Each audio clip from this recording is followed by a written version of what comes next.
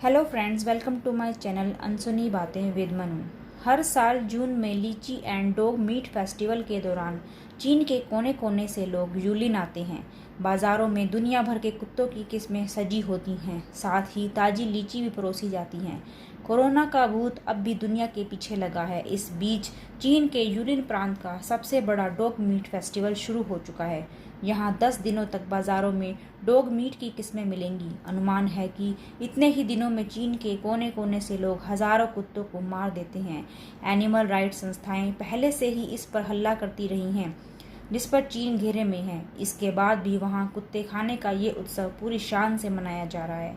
चीन में जाव करने वाले एनिमल एक्टिविटीज़ ने हाल ही में एक ट्रक को पकड़ा, जिसमें लगभग 70 कुत्तों को यूलिन ले जाया जा रहा था। ये वो पशु हैं जो किस्मत से बच गए, लेकिन चीन में ऐसे हज़ारों कुत्ते हैं। इतने किस्मत वाले वो नहीं हैं कि आने वाले कुछ ही दिनों में वो बेरहमी से मारे जाएंगे। साउथ चाइना मॉर्निंग पोस्ट के एक स्लॉट में डॉग मीट फेस्टिवल के बारे में विस्तार से बताया गया है। 30 जून तक चलने वाले डॉग मीट फेस्टिवल वैसे तो चीन में आधिकारिक त्यौहार नहीं है, लेकिन इसकी लोकप्रियता पूरे देश में है। चीन के यूलिन प्रांत में होने वाले इस त्यौहार में लोग शामिल भी हो रहे हैं।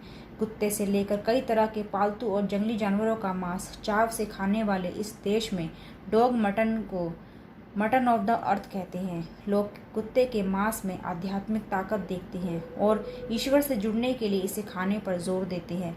वे मानते हैं कि कुत्तों का मांस न सिर्फ आत्मा को बल्कि शरीर को भी तंदुरुस्त रखता है। यहाँ पर कई तरीकों से नमकीन के साथ साथ मीठी डिश बनाकर भी दी जाती है।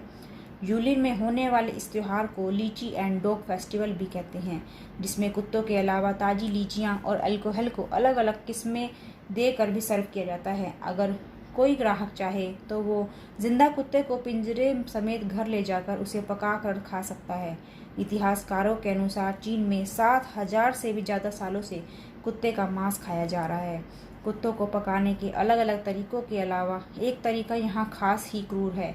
इसे प्रेस्ड डॉग रेसिपी कहते हैं, जिसके तहत कुत्तों की स्किन निकाल कर उसे पीट कर फिर रात भर मैरिनेट करते हैं और फिर उसे पकाते हैं। इसके लिए अलग से चीन और पड़ोसी देशों से भी कुत्तों की तस्करी की जाती है। कुत्तों को एक जगह जमा करने के बाद उन्हें छोटे छोटे पिंजरों में रखा जाता है और दिन नज़दीक आने पर उन्हें बाहर निकालकर सजा दिया जाता है, जैसे कि वो कुछ जीते जाते जानवर न होकर कोई फल या सब्जी हों। इंडिया टाइम्स की खबर की माने तो इन 10 दिनों में ही 10,000 से ज़्यादा कुत्ते मार दिए जाते हैं। वहीं पूरे साल में चीन में 10 से 20 मिलियन कुत्ते चीनी लोगों की जीभ की बलि चढ़ जाते हैं। साल 2010 में शुरू हुए इस फेस्टिवल के लिए चीन में दूर दराज से भी लोग आते हैं। यहाँ तक कि आसपास के सारे होटल बुक हो जाते हैं। माना जाता है कि इस फेस्टिवल के पीछे प्राचीन काल की परंपरा नहीं, बल्कि मीट बेचने वालों ने ही गर्मियों में मीट की बिक्री कम होने पर यह फेस्टिवल शुरू किया था। ग्राहकों को आकर्षित करने के लिए वे कम दामों पर अलग अलग नस्ल के कुत्ते कम कीमत पर बेचते थे। साथ ही अलग अलग तरीके से उन्हें पकाने का तरीका भी सिखाया जाता, इसलिए जल्दी ही ये त्यौहार मशहूर हो गया। ये यूलिन प्रांत में ही मनाया जाता है और वहीं की खासियत बन गया है।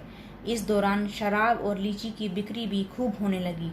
लाखों की संख्या में बर्बरता से कुत्तों के मारे जाने के कारण लोग इसकी बुराई भी करने लगे। ये वैश्विक मुद्दा बन गया और दुनिया भर की पशु प्रेमी संस्थाएं इस पर सवाल करने लगी। इसके बाद भी फेस्टिवल उतनी ही तेजी से चल रहा है। यहाँ तक कि अब डॉग मीट पर सरकारी बैन होने के बाद भी ये इवेंट मनाया जा रहा है। साल 2020 में कोरोना फैलने के बाद लोग डरे और संदेह के घेरे में खड़े चीन ने कुत्तों के मांस पर रोक लगा दी। कृषि मंत्रालय के लगाए इस बैन के बाद वहां कुत्ते अब पालतू पशुओं की श्रेणी में आ गए हैं और सिर्फ आधिकारिक कारणों से ही उन्हें पालने और व्यापार की अनुमति मिल सकेगी। हालांकि इस बैन का कोई असर नहीं हुआ और अगले ही कुछ दिन यूलिन में कुत्तों का बाजार इसी तरह सजा रहेगा और इसी तरह बेचारे जानवर दूसरों की जीभ की बलि चढ़ते रहेंगे। आज के लिए बस इतना ही। आपसे बस मैं यही कहना चाहूँगी कि जानवरों से प्रेम करें। जितना आप उन्हें प्रेम करेंगे वो उससे आपको कहीं ज़्यादा प्रेम देंगे। तब तक के लिए stay safe, stay healthy, stay connected. मैं आपके लिए ऐसी ही अनसुनी बातें मैं लाती रहूँगी। तब तक के लिए मेरी वीडियो को लाइक करें, शेयर करें और हो सके तो सब्सक्राइब भी ज़रूर करें। Thank you for watching.